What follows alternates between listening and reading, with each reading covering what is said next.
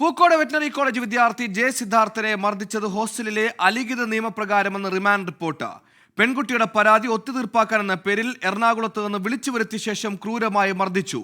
നിയമ നടപടിയുമായി മുന്നോട്ടു പോകരുതെന്ന് ഭീഷണിപ്പെടുത്തിയതായും റിമാൻഡ് റിപ്പോർട്ടിൽ പറയുന്നു. കേസിലെ പ്രതികളെ ഇന്ന് മജിസ്ട്രേറ്റ് മുന്നിൽ ഹാജരാക്കും. അതേസമയം മരണത്തിലെ കുറ്റക്കാരെ സംരക്ഷിച്ചെന്ന ആരോപണം തള്ളി സർവകലാശാല dean doctor M K Narayanan രംഗത്തെത്തി. മർദ്ദന വിവരം തന്നെ ആരും അറിയിച്ചില്ലെന്നും ഡീൻ പറഞ്ഞു. അന്ന് സി എമ്മിൻ്റെ പരിപാടിക്ക് മുഖാമുഖം പരിപാടിക്ക് അസിസ്റ്റൻറ്റ് വാർഡൻ കുട്ടികളെ കൊണ്ടുപോയിരിക്കുകയായിരുന്നു. അദ്ദേഹം കോഴിക്കോട് നിന്ന് എന്നെ 1:40 വിളിച്ച് പറഞ്ഞു ഒരു സൂയിസൈഡ് അറ്റംപ്റ്റ് നടത്തിയിട്ടുണ്ട്. അറിയിച്ചിട്ട് 10 മിനിറ്റിനുള്ളിൽ ഞാൻ ആ സ്പോട്ടിലെത്തിയിട്ടുണ്ട്. ആശുപത്രി കൊണ്ടുപോയി ജീവൻ രക്ഷിക്കാനുള്ള എല്ലാ നടപടികളും ശ്രമിച്ചിട്ടുണ്ട്. ആ ശ്രമത്തിൽ പരാജയപ്പെട്ടിട്ടുണ്ട്. ബന്ധുക്കളെ 10 മിനിറ്റിനുള്ളിൽ അറിയിച്ചിട്ടുണ്ട്. മരണവിവരം വീട്ടിൽ അറിയിക്കാൻ പോലും കോളേജ് അധികൃതർ തയ്യാറായില്ലെന്ന് കുടുംബം ആരോപിച്ചു. PG വിദ്യാർത്ഥിയാണ് വിവരം വീട്ടിൽ അറിയിച്ചതെന്ന് അമ്മാവൻ ഷിബു പ്രതികരിച്ചു. എനിക്ക് കിട്ടിയ വിവരം അവിടുത്തെ ഒരു PG കുട്ടിയാണ് വിളിച്ചത്. ആ കുട്ടി വിളിച്ച് അറിയിച്ചത് സിദ്ധാർത്ഥിന് ഇങ്ങനെ ഇത് ആത്മഹത്യ ചെയ്തിട്ടുണ്ട്, തൂങ്ങി നിൽക്കുന്നത് കണ്ടു, അത്രയേ ഉള്ളൂ. ഹോസ്പിറ്റലൈസ് ചെയ്തിട്ടുണ്ട്, ഇത്രയേ പറഞ്ഞിട്ടുള്ളൂ. VC കൃത്യമായ കൃത്യവിലോപം കാട്ടിച്ചു. അതോടൊപ്പം VC ഈ വീട്ടിൽ വരുന്നത് വരെ സംസാരിച്ചിട്ടില്ലായിരുന്നു. കുടുംബത്തിന്റെ ആവശ്യം തീർച്ചയായിട്ടും ഡീനിനെതിരെ നടപടി ഉണ്ടാവണം. ഡീനിനെതിരെയും ഫിസിക്കൽ എഡ്യൂക്കേഷൻ ടീച്ചറായ കാന്തനാഥൻ, അതോടൊപ്പം തന്നെ ഇപ്പോൾ ഒരു വ്യാജ പരാതി ഇറങ്ങിയിട്ടുണ്ട്. ഈ പരാതിയുടെ അടിയിൽ 4-5 ടീച്ചർമാരും ഈ പ്രതിയായ ഒരു കുട്ടിയും അതിനകത്ത് ഒപ്പിട്ടിട്ടുണ്ട്. അപ്പം ഇതെങ്ങനെ വന്നു എന്ന് നമ്മൾ പരിശോധിക്കണം. അപ്പൊ ഇതിനകത്ത് ഇൻവോൾവ് ആയിട്ടുള്ള മുഴുവൻ അധ്യാപകരെയും ഈ നിയമത്തിന് മുന്നിൽ കൊണ്ടുവരണം. ഗൂഢാലോചനയിൽ ഇവരെ കൊണ്ടുവരണം.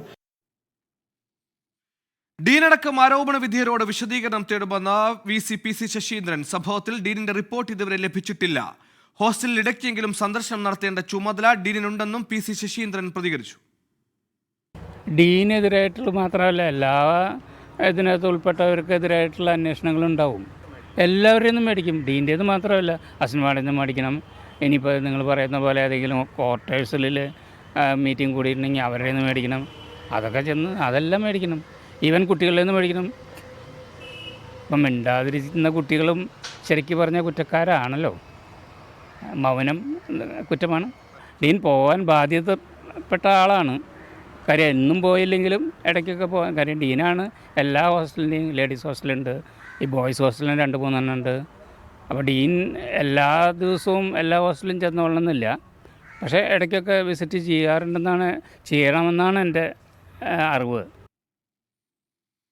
വാർത്തയുടെ വിശദാംശങ്ങളുമായി സജോ ദേവസ്യ ചേർന്നു. സജോ ദേവസ്യ, റിമാൻഡ് റിപ്പോർട്ടിലെ പ്രസക്തമായ കാര്യങ്ങൾ എന്തൊക്കെയാണ്? ഈ അലിഖിത നിയമങ്ങൾ എന്നുകൊണ്ട് ഉദ്ദേശിക്കുന്നത് അവരുടേതായ രീതിയിൽ തന്നെ നിയമം നടപ്പാക്കുന്ന രീതിയെ തന്നെയല്ലേ? എന്തൊക്കെയാണ് അതിന്റെ വിശദാംശങ്ങൾ?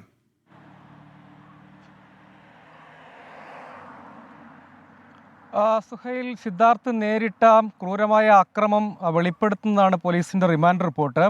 അതിൽ മെൻസ് ഹോസ്റ്റലിലെ അലിഖിത നിയമം അനുസരിച്ച് കാര്യങ്ങൾ തീരുമാനിക്കാം എന്ന് പറഞ്ഞാണ് വീട്ടിലേക്ക് പോയ സിദ്ധാർത്ഥിനെ വീണ്ടും വിളിച്ചു വരുത്തുന്നത് ഹോസ്റ്റലിലേക്ക്. അതിനുശേഷമാണ് ഈ ക്രൂരമായ അതിക്രമം അരങ്ങേറിയത്. അതായത് അവിടെ എന്തെങ്കിലും സംഭവങ്ങൾ ഉണ്ടായാൽ, എന്തെങ്കിലും ആക്ഷേപമോ പരാതിയോ എന്തെങ്കിലും ഉണ്ടായാൽ, അല്ലെങ്കിൽ വിദ്യാർത്ഥികൾ തന്നെ ചില കാര്യങ്ങൾ തീരുമാനിച്ചാൽ അവിടെ ചില നിയമങ്ങളുണ്ട്. അതായത് അവർ തന്നെ വിചാരണ നടപ്പാക്കും, ശിക്ഷയും വിധിക്കും എന്നതാണ് യഥാർത്ഥത്തിൽ അതുകൊണ്ട് ഉദ്ദേശിക്കുന്നത്. ഒപ്പം അവിടെ ഒരു പരാതി, പെൺകുട്ടിയുടെ ഒരു പരാതി ഉണ്ട്, ഇപ്പോൾ ചർച്ച ചെയ്യപ്പെട്ട ആ പരാതിയാണ്. അങ്ങനെ ഒരു പരാതി ഉണ്ട് എന്ന് ഈ വിളിച്ചു വരുത്തിയ വിദ്യാർത്ഥികൾ പറയുന്നു. അവർ ആ പരാതി ഒത്തുതീർപ്പാക്കുന്നതിന് വേണ്ടി തിരികെ വരണം എന്നാണ് സിദ്ധാർത്ഥിനോട് ആവശ്യപ്പെട്ടത്. അങ്ങനെ എറണാകുളത്തേക്ക് യാത്ര ചെയ്ത് എറണാകുളം വരെ എത്തിയിരുന്നു. പിന്നീട് ഈ വിദ്യാർത്ഥികൾ ആവശ്യപ്പെട്ട് നിർബന്ധിച്ച് ഭീഷണിപ്പെടുത്തിയതിൻ്റെ അടിസ്ഥാനത്തിലാണ് തിരികെ മടങ്ങി വന്നത്. അത് അറസ്റ്റിലായ രഹൻ്റെ ഫോണിൽ നിന്നാണ് സിദ്ധാർത്ഥിനെ വിളിച്ച് ഇങ്ങോട്ടേക്ക് വരാൻ ആവശ്യപ്പെട്ടത്. പിന്നീട് അങ്ങനെ ഭീഷണിപ്പെടുത്തി അതിനുശേഷം ക്രൂരമായി മർദ്ദിച്ചു. ആദ്യം ഹോസ്റ്റലിനോട് ചേർന്ന ഒരു കുന്നിൻ്റെ മുകളിൽ കൊണ്ടുപോയി മർദ്ദിച്ചു. അതിനുശേഷം തിരികെ ഹോസ്റ്റലിലേക്ക് തന്നെ കൊണ്ടുവന്ന് അവിടെ ഒരു പബ്ലിക്കായ ഒരു സ്ഥലമുണ്ട്, ഒരു പൊതുസ്ഥലമുണ്ട് ഈ ഹോസ്റ്റലിനകത്ത്. ആ സ്ഥലത്ത് വെച്ച് വിചാരണ ചെയ്തു, ആക്രമിച്ചു. പിന്നെയും റൂമിലെത്തിച്ചും മർദ്ദിച്ചു എന്നതടക്കമുള്ള കാര്യങ്ങൾ വിശദമായും സൂചിപ്പിക്കുന്നതാണ് ഈ റിമാൻഡ് റിപ്പോർട്ട് പരിശോധിച്ചാൽ അതിൻ്റെ ക്രൂരത എത്രത്തോളം ഉണ്ട് എന്ന് വെളിവാക്കുന്ന സംഭവവികാസങ്ങളാണ് റിമാൻഡ് റിപ്പോർട്ടിൽ പരാമർശിച്ചിരിക്കുന്നത്.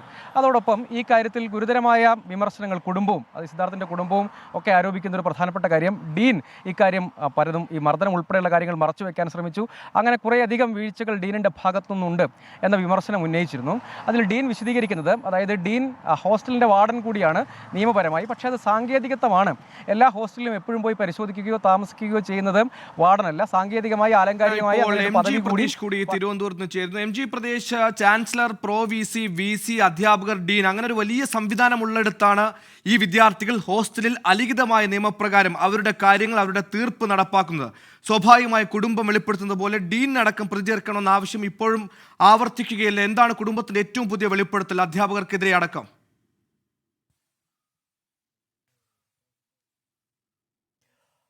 സുഹൈൽ, സിദ്ധാർത്ഥിന്റെ മരണവുമായി ബന്ധപ്പെട്ട് കൃത്യമായ ഒരു ഗൂഢാലോചന നടന്നുവെന്നതാണ് കുടുംബം ആരോപിക്കുന്ന കാര്യം. അതുകൊണ്ട് തന്നെ ഇപ്പോൾ അറസ്റ്റിലായിരിക്കുന്ന 18 പ്രതികളിൽ മാത്രം ഒതുങ്ങുന്നതല്ല.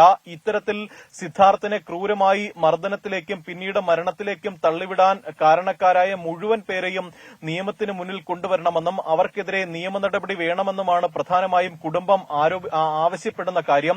ഈ ഡീൻ ഉൾപ്പെടെ ഇന്ന് നടത്തിയ വിശദീകരണങ്ങൾ കുടുംബം പൂർണ്ണമായും തള്ളുന്നുണ്ട്.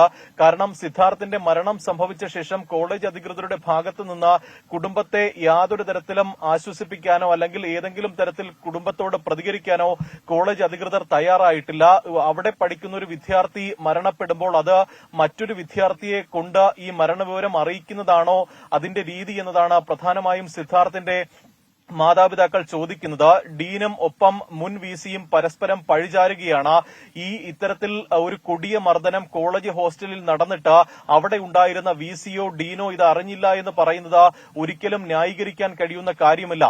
അതുകൊണ്ട് തന്നെ കൃത്യമായൊരു നടപടി ഇവർക്കെതിരെ ഉണ്ടാകണം. അങ്ങനെ ഒരു നടപടി ഈ സർവകലാശാല അധികൃതർക്കെതിരെ ഉണ്ടായില്ലെങ്കിൽ അവർക്കെതിരെ കേസുമായി മുന്നോട്ട് പോകുമെന്നും കുടുംബം പറയുന്നുണ്ട്. എന്തായാലും ഇന്ന് പുറത്തു വന്ന ഈ ശബ്ദരേഖയും ഈ കുടുംബം പൂർണ്ണമായി സ്ഥിരീകരിക്കുന്നുണ്ട്. ഈ ശബ്ദരേഖയാണ് പ്രധാനമായും ഈ കേസിലേക്കും ഈ അന്വേഷണത്തിലേക്കും പോകാൻ കുടുംബത്തെ പ്രേരിപ്പിച്ച ഒരു ഘടകവും. കാരണം തുടക്കം മുതൽ തന്നെ കോളേജ് അധികൃതരുടെ ഭാഗത്തു നിന്നോ കോളേജിലെ വിദ്യാർത്ഥികളുടെ ഭാഗത്തു നിന്നോ അനുകൂലമായ ഒരു സമീപനവും കുടുംബത്തിനോട് ഉണ്ടായിരുന്നില്ല. ചുരുക്കം ചില വിദ്യാർത്ഥികൾ മാത്രമാണ് രഹസ്യമായെങ്കിലും അവിടെ നടന്ന കാര്യങ്ങൾ, സിദ്ധാർത്ഥിന് നേരിട്ട ക്രൂരമർദ്ദനമടക്കം കുടുംബത്തെ അറിയിക്കുന്നത്. അങ്ങനെയാണ് സിദ്ധാർത്ഥ ആത്മഹത്യ ചെയ്യില്ലെന്നും അല്ലെങ്കിൽ അത്തരത്തിലൊരു പേരെ മാത്രം പ്രതിക്കൂട്ടിലാക്കി ഫയൽ ക്ലോസ് ചെയ്യേണ്ട, ഡീൻ അടക്കം അധ്യാപകർക്കടക്കം പങ്കുണ്ടെന്ന വെളിപ്പെടുത്തലുമായി കുടുംബവും കൂടി രംഗത്ത് വരുന്നു. വാർത്താ വിശദാംശങ്ങളാണ് എം ജി പ്രതീഷും സജോ ദേവസ്യയും നൽകിയത്.